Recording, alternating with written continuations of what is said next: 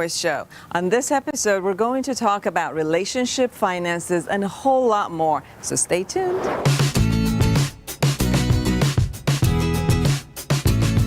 Hi, I'm Dr. Foojan Zeine. I'm a psychotherapist. I'm an author and an international speaker. I have hosted my own television show, Inner Voice, in a satellite program for 16 years. Whether it's premarital counseling or through their marriage, how to deal with children, and if they're going through a divorce, to teach them how to communicate better together. In actuality, I think my job is very important to work with individuals and the couples in order to make the most important relationship of their life healthy, which makes them healthy. On my Inner Voice show, I actually interview some of the prominent psychologists and entertainers in English, and I also speak to some of the psychotherapists who are Iranians and the artists who are Iranians, and I speak in Persian to the Persian population around the world, from Iran or Europe or Japan, Australia, all over the United States and Canada, because obviously I was born in Iran. Where's Dr. Zeine? Dr. Zeine? Hello. You also have been trained in my specific methodology and techniques, correct? Yes. Are you willing to talk to her after this show? Absolutely. And tell her the step-by-step that she needs to do to deal with what I believe is an addictive personality? Yes, absolutely. The family goes through a lot. For boys who are becoming girls, the fathers of the family suffer. They will keep being confused. They look at all the childhood pictures that they've took of their son, and now they look at somebody who's standing in front of them and supposed to be their daughter. Coming up, I'm going to be talking to a psychotherapist about awareness integration model. You really want to know what that is, huh? Coming up, stay tuned. Hi, I'm Dr. Foojan Zeine, psychotherapist, and I'm here with Nasreen Bafordari, licensed marriage and family therapist. We're going to talk about awareness integration model, a psychological model that I have originated, and Nasreen Bafordari is one of the first therapists who has actually learned and has been utilizing it with her clients. Thank you for coming. Thank you for inviting me. This is an honor. Some of the major topics that I actually talk to my clients who are couples are first talking about sexuality. Many people don't know how to talk about sex. Concept of communication about it is something that I actually have to teach the couples in how to do. We talk about sexuality. Many people come into their sexuality in a very automatic way. We can go through the whole experience and wham, have a great time, but being with another human being, it actually takes skills. So becoming aware of every area of how we think, how we behave, how we feel, how we communicate with another human being in order to have an amazing sexuality is part of what we also teach in this AI model. So much of our sexuality. People don't talk about finances a lot. They don't have a system. They come from two backgrounds of how they actually have created their finances, and I have to help them create a system and have a great communication in how to follow the system. Another main topic is when they actually have children. Now remember, two people, two backgrounds, two cultures, two sets of values are coming in, and now they actually have to bring those together, and that's where they need how to communicate, be flexible, and really negotiate on one way of handling their kids. Duet, sometimes you guys are entering each other's space and singing together, and then solo. How does that experience for you? The funny thing is, in-laws, we have to deal with them. They're always there. They're going to be there. We didn't marry them, but they came with a package. So somehow we have to really, really work with them. And if I have to actually add one more topic that I've had to deal with a lot of couples and individuals is addiction. Whether it's an addiction to alcohol or drugs, pornography, cell phone, computers is one aspect that really, really affects the person's life and in their relationship. With people who are going through recovery from addiction, they've had some sort of a trauma in their childhood. And when we've worked with the awareness integration model with them, clearing the trauma, the choice and the chance for them to relapsing is really minimized. I have been in the field of psychology for about 25 years. I started with seminars in ontology and psychology almost the same time. And I know you were part of the pilot study that we did, and in the result of that pilot study was that people were actually minimizing the depression 76%. They were minimizing anxiety 64%, and their self-esteem was rising about 43%. Now those are astonishing numbers. You know, I wanted to go through it. I wanted to experience what my client would experience. So I asked you to work on me as a model for the group that was being trained. Hey everyone, thanks for watching. If you like what you see, you can see more on my website and my YouTube channel. And if you want to contact me, I'm on Facebook and Twitter. Bye-bye.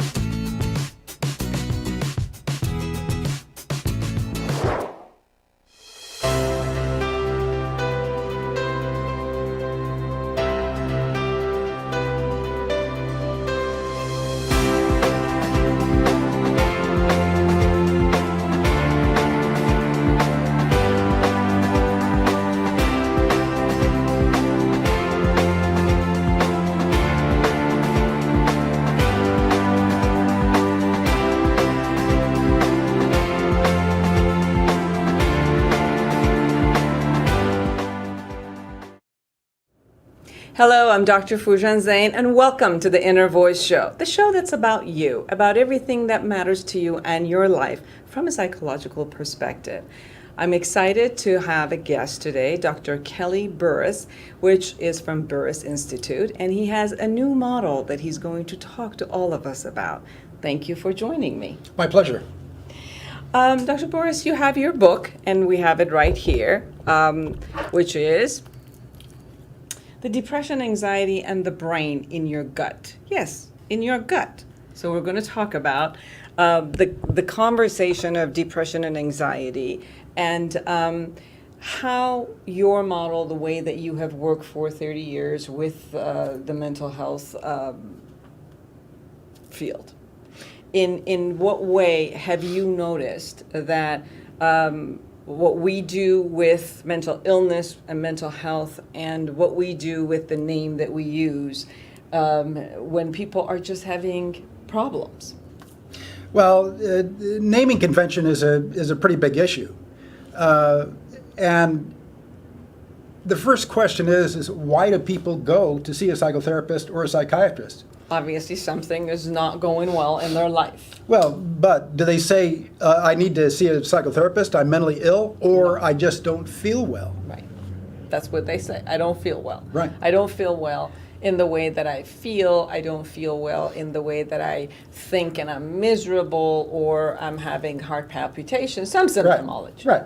So if it's the way you feel, then shouldn't we call it what it is? Which is emotional wellness. Right.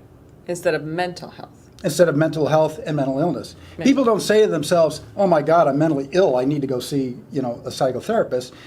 I don't feel well. It's all about feeling. So, Dr. Burris, what I hear from you is also that you're creating a distinction between mental and emotion. Oh, absolutely. So say more about that. Yeah. Well, if we can distinguish that there is indeed a problem with the brain, then it is a mental illness. But by definition, a thought process cannot be a mental illness. And we have started classifying, emotional disruptions like depression or ADHD or addiction, things that require a thought process to do as mental illness. And it simply can't be defined as that. So if I go to the other side, playing the advocate on the other side, if I Sure. play the other side, what would you call a mental illness if you're not calling ADHD and depression and anxiety a mental illness?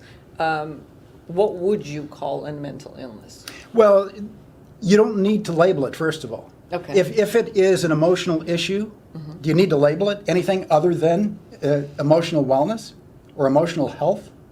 Wouldn't that still be a labeling it? It's just no. a different label.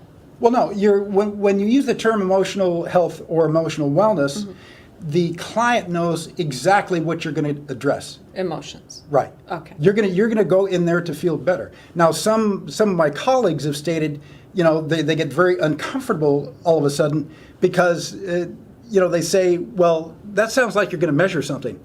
Well, yes, exactly. We want to measure. How do you know if you're improving if you do not measure, have some system of measurement for the client at every session? Well, before we get into measurement, I'm still stuck in the concept of the thought process versus the emotions. And somehow, or do you see them as interrelated, that the thought process and emotions are interrelated? And then if there is if there's an issue with that thought process, do you still say that you go through the emotions in order to shift the thought process and create a wellness? As you create a wellness into the emotions, then automatically the thought process and the behavioral aspect will also shift? Yes. Thank you. That was an easy question to answer, wasn't it? Well, it is. But there's more. You had it right on the money. It is thought, emotion, behavior. I mean, everything that we do obviously requires a thought process. If there was no thought behind it, nothing would happen. Right, there would be no emotion. You'd sit there, doing nothing all day. Okay. So if, going by what you're saying, if we're saying there's a thought process and then an emotion and then a behavior, you calling it an emotional wellness. So it means to me that you are putting a lot more focus and emphasis on the emotional part of it. Is that because misery usually equates itself with the emotions? Well, yeah, of course. Okay. And the issue here is in regard to diagnosis such as depression or ADHD. We'll use ADHD as the best example. Okay. Clinicians go in or get a complaint from a teacher that a child is fidgety and out of control. Okay. Well, what are they skipping? They're skipping the emotional state of the child.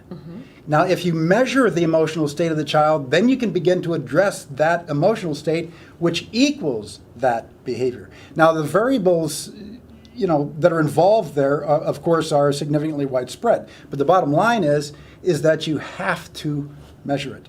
And if you're going directly to the behavior, guess what you're always going to need? Medication. Okay, so what you're saying is if we actually look at the behavior, then we just want to stop the behavior. Many people have actually gone through, looked at medication in order to stop the behavior. And what I'm hearing from you is you're saying you look at the emotions behind the behavior. That's driving it. That's driving it. And then you have measurement tools that you've created. With those measurement tools being questions that the child or the client actually answers. And with that, you can measure in the shift. So the measurement is what is it that they're answering, and then if you keep measuring it, the shift shows that the emotion has gotten better, or gone up and more positive, or has gone more disruptive, right? Yes, and you can see the change in behavior. Because fundamentally, everything we do as human beings is emotionally driven. So when you do a behavioral assessment, you're skipping that most fundamental issue. Okay. It is what drives us as human beings. And measurements are usually a good tool in order for something. What is the in order? What are you measuring for? Well, we're measuring, first of all, the full spectrum of emotion. In other words, what we have found is that the top 3 emotional issues are fear, guilt, anger, which equate to anxiety, negative self-talk, and anger. Okay. And what we have found, when we improve those numbers, everything else improves. So we have a 12-point checklist, emotional checklist. We have a total of 22 points within 3 instruments. The first instrument being that emotional checklist. Right, so I have the checklist here that you brought for me. So it's there's a checklist for adult and there's checklist for ages 9 to 17. Yes. And you can find these checklists on burrisinstitute.com, where you see it on the bottom of the page, right? That's under the tools section. Under the tools section, yes. Of our page. You can get the those checklists along with the gut health checklist. Right, there's also a gut health symptom checklist. So when somebody goes in and checks this out, right, and is the measuring tool here too, or they give it to you and you, based on the measurement that they have, do you interpret these measurements? Well, there's two ways to do this. You can make a free account at our site Burris Connect, which we have the complete program. All of our coaches are able to work worldwide. Oh, good. With anyone. The emotional checklist there will calculate the before and after for you. Excuse me, and it is color coded into 3 colors. So Great. green is improvement, clear no improvement, and pink is they went backwards. Rosy. No. Pink is you actually went backwards, sorry. So when you're working with a coach, they can look at your color code and see where the problem areas are right away. Okay, and when that assessment is done, then what is the treatment for it? Well, that's only the beginning. That's step only one. It's a 7-step process, and establishing the baseline, which is what we do with this emotional checklist, emotional wellness checklist. Then you learn how to interrupt, restructure, and reprogram emotions and behavior that do not work. And we do this by teaching the client how a thought process works. In step 2, you basically lay down what your objectives are and how you communicate to yourself about those objectives. Say more about how you communicate to yourself. Okay, the foundation of what we do is in regard to questions. So I'll, this is jumping way ahead, but it'll give you an idea, basically and fundamentally, of how the subconscious works. Do we ask ourselves questions? Yes. A lot.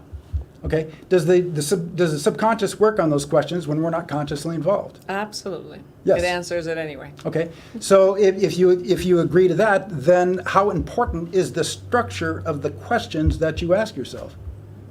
It's a very important, because I've noticed for myself and others with my clients, sometimes the questions are set up for failure, that there's no answers Yes. to those questions that we create for ourselves, or there are questions that set us up to go toward the misery. It's Right. a lot of the why questions, which we have no control over. Why does my neighbor think of me that way? Right. And then it's the type of questions that just goes back and Right. forth. Without Well, something to keep in mind is that we can speak at a rate of about 200 to 300 words per minute, but the subconscious runs at a rate of approximately 1,000 to 1,200 words per minute, which is about 4 times faster than we can speak. Right. So where does all that internal dialogue come from? It comes from our self-questioning. So exactly as you stated, if, and this is why this is part of the process, and the client has to write this down. Okay. All of this is being documented by the client. Okay. Okay? So what we're looking at when we get to question 5 of step 2 is what questions do you ask yourself about your objectives? Okay. And if we see a client is asking, why, well, I'll use a weight loss situation. I like that. Why can't I lose this weight? Why is this happening to me? Why can't I stay focused? And it's those why questions you talked about. If you understand that the subconscious will work on those questions when you're not consciously involved, what sort of internal dialogue do you think is going to emerge, via that 300 to 1,000 words per minute? It's all going to be negative and keep you attached to exactly what you do not want. Got it. So this is what I'm hearing. Be with me, guys. That in my subconscious processing, there's a lot of ways that I'm thinking the negative thoughts, and the negative thoughts are being put in a form of questions. And therefore, my subconscious is consistently responding to those types. So what you do is after I do the checklist, and then we do, based on the checklist, we do the objectives. After the objectives, looking at the objectives, then we look at what is our internal dialogue about the objective. Right. And if that's a negative or is set up to produce more negative thoughts, then you look at that and start restructuring it. Right. That is the first thing that we interrupt is that internal dialogue, especially in the form of questions, because it's your internal questions that are going to generate that 300 to 1,000 words per minute. Let me ask you this. Why is it that you think it's a question instead of the statement? Why isn't you say specifically it's an inner question versus saying inner statements? Do you think the issues are coming from a form of a question versus a statement? Oh no, it's always in the form of question. What does the subconscious have to work on if it's a statement? Nothing. So if it's something that it already knows, it doesn't need to work on it. But if it's something that it doesn't, it keeps bringing it Oh back. no, it doesn't matter if it already knows it. If you're already asking a question that it already knows, yeah, it'll still generate the dialogue. Okay. It'll still generate it. So this is what comes up for me is if it's a negative belief system, such as I'm bad or I don't deserve it, or I'm fat and I will always be fat, or it's safer to be fat. Now these things are pretty much statements. They're not questions. They are statements, but where did they come from? They came from that negative self-questioning. Okay. So underneath it, Right. your assumption is that there is definitely consistently a negative questioning. Oh, yeah. And that's where it comes up. Yes. Okay. All right. And you shift the restructuring of those questions to Right. more positive questions? We teach or- the client how to interrupt those negative questions and turn it into an empowering question. Now, an empowering question will always start with, how can I? What do I need to do to? And in regard to the why questions, which we initially stay away from, because like you said, it's always, they're it's a very Freudian thing. We're always connected to those negative why questions. But if you understand how to structure them, why questions can work also. Why is everything that is so empowering me, or why am I having such a great time, or why is life so good to me? Why do I get along so well with my spouse? Why am I so good with other people? You're shifting the negativity in those conversations into a positive mode. Yes. And you're refocusing the person into an action-oriented also Yes. concept, which Yes. is it's not only about the past and what happened, but now we're also looking at what is it that I can do for the future.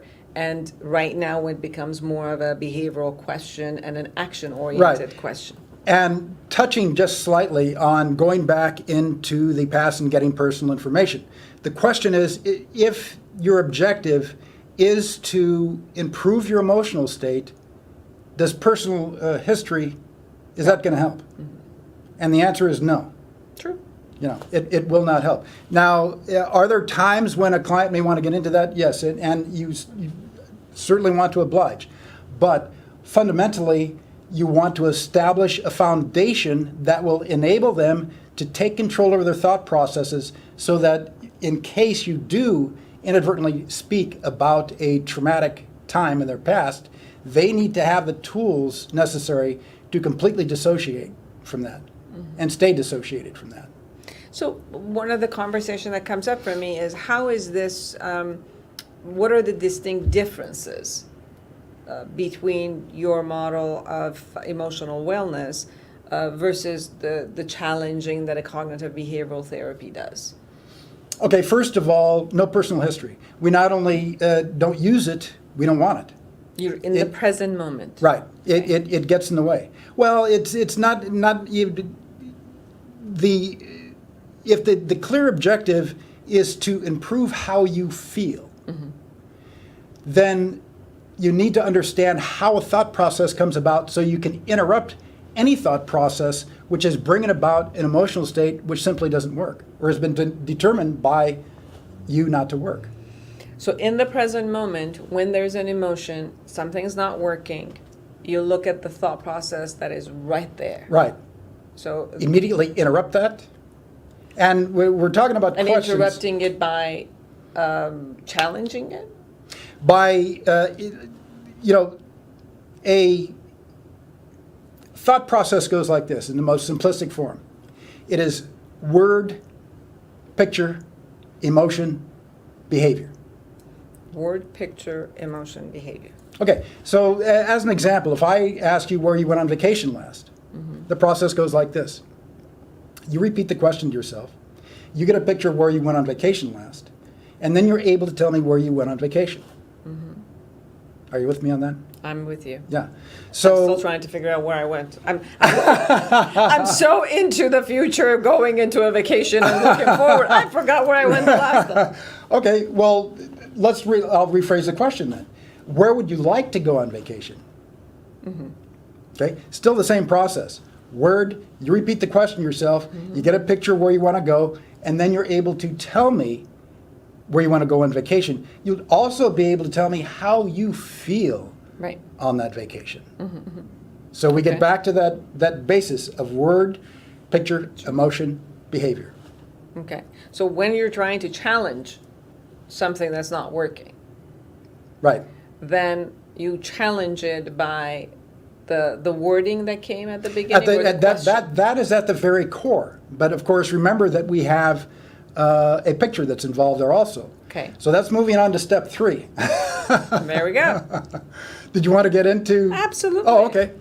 Well, in step 3, you describe how you see yourself, the new you. And it could even be on the vacation that you're talking about, or any place else you want to put yourself. You know, whatever the supreme objective is. And these are taken from, step 2, because in step 2, it's love, health, wealth, self-image. You put one objective down for each one of those. And then you create that ultimate picture in step 3 with that. And then we take a look at how So it's that... like a self-identity. How do I see myself in love? How do I see myself in the Yes, health? Okay. yes. And in the optimum form. Okay. Because here's the issue, and that is, using the weight loss example again. If someone sees themselves as fat and loses 20, 30, 40, 50 pounds, Right. well, guess what's going to happen? The subconscious is going to go, I don't have That's this not me. picture. Yeah. I need to get back to what this picture is locked in my subconscious. Right. So they are, inadvertently kind of forced back into, same that previous and even heavier weight. So the internal pictures is the second component of subconscious restructuring. So you first of all establish that picture. Now, when you say picture, do you really mean a pictorial concept? Yes. Okay. Because when I ask you It's a question, It's a visual pictorial right? concept. Okay. Because when I ask you a question about anything, it doesn't matter what it is, you're going to get a visual. Right. You're going to bring up a picture. Right. Because getting back word, picture, emotion, behavior. So what we take a look at first of all is how those pictures are structured in the subconscious. And of course, in the very, very beginning, you never associate with an old picture. So we first of all teach the client how to associate and dissociate. And association, dissociation, the tool that we use is you put yourself out in the theater or even up in the balcony looking down at yourself, looking at this picture. For instance, an old picture of, say, if you're overweight or whatever the objective is you want to change. And to associate, you become part of the picture. You become part of that party. But you never want to associate or associate with an old picture. So we teach them how to dissociate first of all, before we even start talking about these pictures. So, when I see myself as the fat Foojan, I put her on the stage, I go on the balcony, and I dissociate myself from that fat. Right. You're looking down, looking at that picture. Right. And then You never associate with it. I never associate to it. So then I say, okay, my objective on my health is to be a thin Foojan.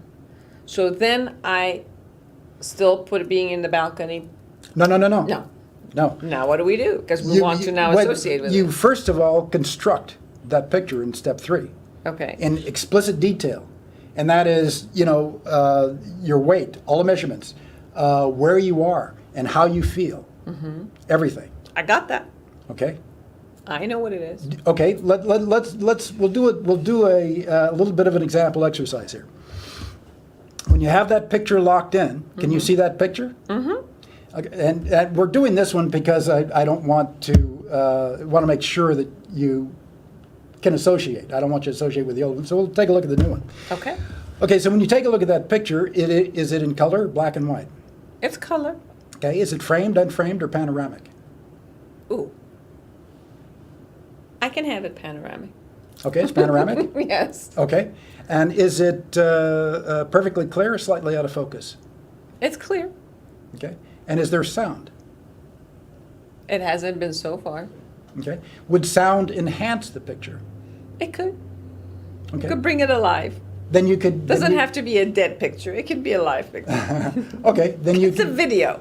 then you can add sound to it. Yes. And in regard to our process, sound is one of the variables. We don't, tell the client to add that. Now, the previous ones, when a picture is the most compelling, it's in color, it's panoramic, it's clear, it's moving. Okay? And the other variable that we have other than sound is smell. I Now smell good. Okay? So there is a aroma. I can put an aroma to it, yeah. Okay, associated with that also, that will Yes. enhance the picture. So you're putting all the five senses into work, pretty much. Right, for the optimum, ultimate picture. Experience, yes. Right, Okay. okay. Now put that picture aside for a moment. Okay. Now dissociated, Mm-hmm. bring up the old picture. Okay. Okay, can you see that? Yeah. Color, black and white. It's color, but the colors are dull. Okay, so almost kind of sort of in between, not Yeah. vibrant like the other one. Right. Okay, framed, unframed, or panoramic? It's a dead still picture. It's not. It's Okay, so it's not moving. No, and it's not framed. It's almost like it doesn't have significance anymore. So it's not framed, Okay, but it's not panoramic either. okay, It's almost like taking the significance away from it. okay. Now, still remaining dissociated while looking at this picture. Right. As you're looking at this picture, you say stop to yourself. That will immediately make that a little tiny droplet of water in front of your face, shoot it back behind you, vaporizes into a million molecules. While you say replace, that brings up that new picture. Okay. So I put a replace mode, and then I bring the other Right. one in. Okay. So anytime that old picture comes up, stop, boom, destroyed, replace. Now, one of the things that we do for each client is ask them what would be the best way to destroy the old picture, and everybody has their own way. So course. we always want to conform to what is going to work for the client. Right. Whatever creative. So let me ask you, what would be the best way for you to destroy your old picture?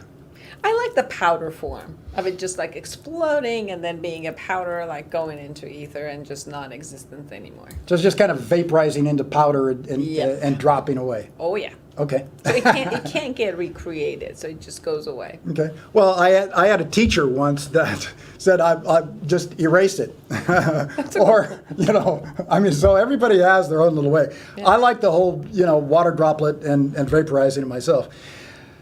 But anyway, then there's the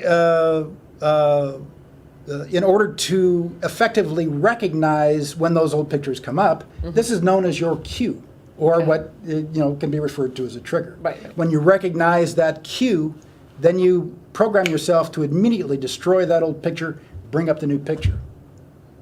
Now, as So with it takes a lot of appropriate awareness in yourself. Oh, yeah. So that it's almost like you're becoming one with your subconscious, where you're having the subconscious come in because you're watching it, you're working with it. So as it produces something, now your consciousness comes in and shifts it towards your objective immediately. right, and this is a part of the process that can alienate some people, because most people are completely unaware of what their subconscious is doing. But there's a lot of conversation, especially in our industry, of people can write dissertations on what the conscious does, what the subconscious does. Okay, I'll clarify that right now. The conscious does one thing, and that is to deliver information to the subconscious. The subconscious does everything else. That's it. Right. It's that simple and that straightforward. We have it backward. We have it this way, that the subconscious feeds information into the conscious, and then the conscious is the one who's making choices right now and doing it right now. No. And you're having it that, Yeah. no, the subconscious has its theory, schemes, ways of being, handles everything. So all it does, it takes from the present moment consciousness, takes in information, Right.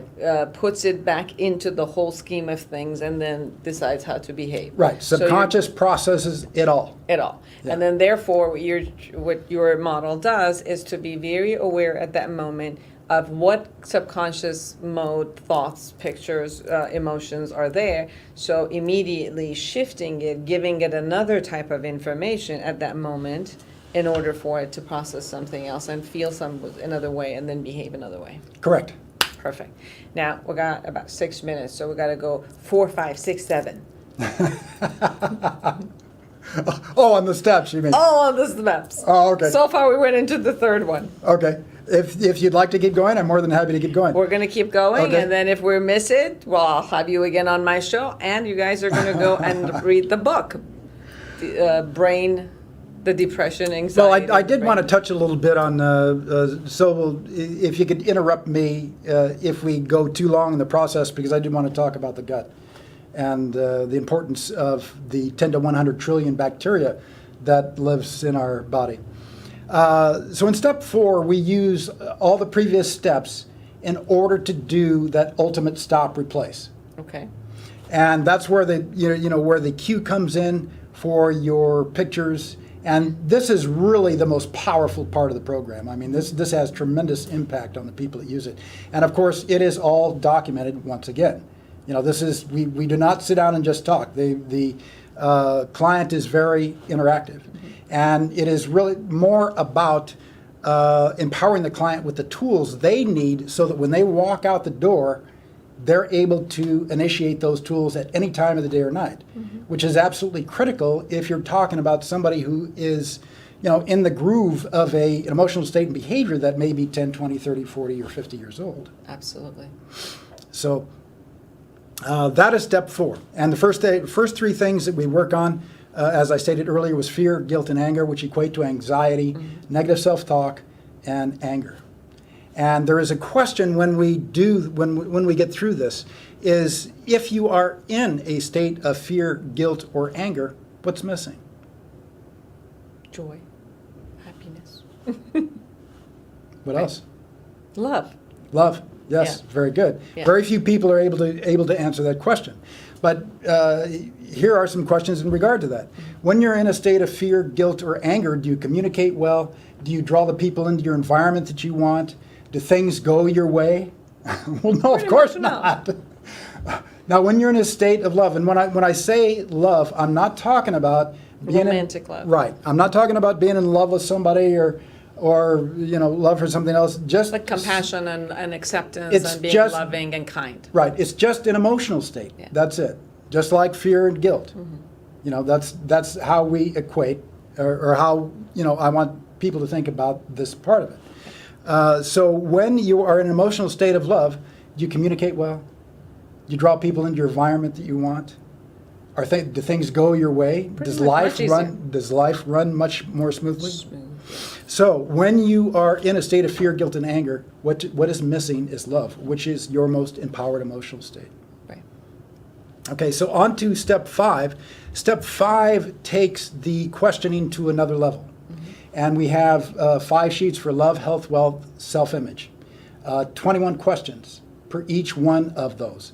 The basic thing that we want our clients to do is take at least one of those, one question per each of those categories, and ask themselves that question every day Good. in order to So it keeps in order bringing to have them consistent back in that maintenance. mode. Right. It keeps- And there are 5 key questions within step 5. The first one is, does this work for me?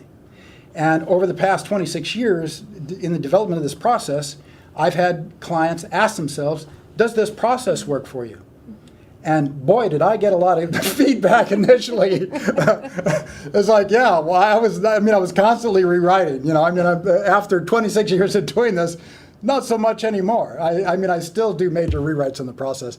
But yeah, initially, well, asking that question, boy, you get. But it was all good feedback because, what are you doing? What's the therapist's objective? That's to help the client. Absolutely. The only Or way to you work can, for the client. right? The only way you can effectively help the client is let them answer that question. Is this working for you?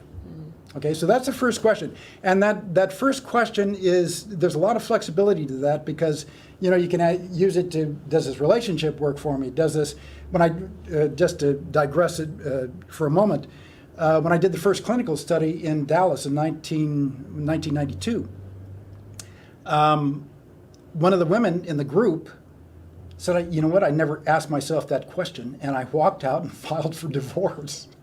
So, Great question. so It's a great question to ask to do a measurement on yourself.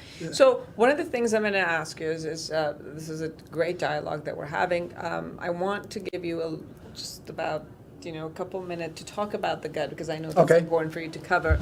And for the rest of them, obviously, would love to ask you to come back to our show. And for everybody also to go to the burrisinstitute.com. Please read the book, do some of the exercises, you can do that, and then you can also contact Dr. Kelly Burris. So tell me a little bit about the gut because we have to end the show. Well, in respect to both issues, for past trauma and issues with the gut, I can speak on firsthand. I don't get into any past issues in regard to trauma, but in regard to the gut, I most certainly do because it was such a major issue. Without really, talking too much about the book or anything else, I'll just kind of speak generically. Yes. There are approximately 500 million neurons in the gut, lined with the gut. When I speak of the gut, I'm talking about the 27 feet between the esophagus and rectum. And the communication between the gut and the main brain is via the vagus nerve. So when the gut goes sideways, that affects, and believe me, I experienced this firsthand, dramatically affected mood and behavior and the whole cognitive thought process. I mean, everything. It had an incredible effect on the central nervous system. And I have read so many other people's stories online that, going through doctor after doctor after doctor after doctor, nobody understands this. Well, the reason for this is that we haven't done any really significant research until 2008. In 2008, it was $100 and some odd million was dedicated to the research of the microbiome. And people will state interchangeably use microbiome and microbiota, but they are different. The microbiome is the bacteria or microbes and the genes that hold them, and the microbiota is simply the microbes or the bacteria that's in the gut and throughout the body. But these, if this bacteria is not well balanced, it will affect, and what they're finding out is that the way that the gut, and this is referred to as a gut-brain axis, this bacteria affects the way that the gut communicates with the brain. So when it's out of balance, man, you're getting just, the signals are just so off, it isn't funny. And so it's important for you to have a balanced body system in order to have your mood, to have the thought process, the pictorial process, the emotional process be also healthy and balanced, because these are all working together. Yes. So the balance, the awareness, and then the balance of that part of your body or your body also becomes very, very important. And it seems like you also have a checklist for that. There's a checklist on there. So a lot of the checklist, what they do is to create a lot of awareness for all of you, so that you have a check for every part of your system, and then therefore put it as a part of your goals and objective, and then restructure it, shift it, and bring it back into the new you that you want. Now, we still have 5, 6, 7 for the next show, so hang in there. But before that, before you see us on the next show, you can go to burrisinstitute.com and go over the checklist, read the book. The book is online right now. Yes. Okay. Amazon. Amazon. So the book is on Amazon. You can order it, you can read it, and then be prepared. So on the next show, when we go through 5, 6, 7, you're part of the game with us. Thank you for being with us through the process. Thank you for accepting my invitation. Oh, and my being with pleasure. us. It's an honor to be here.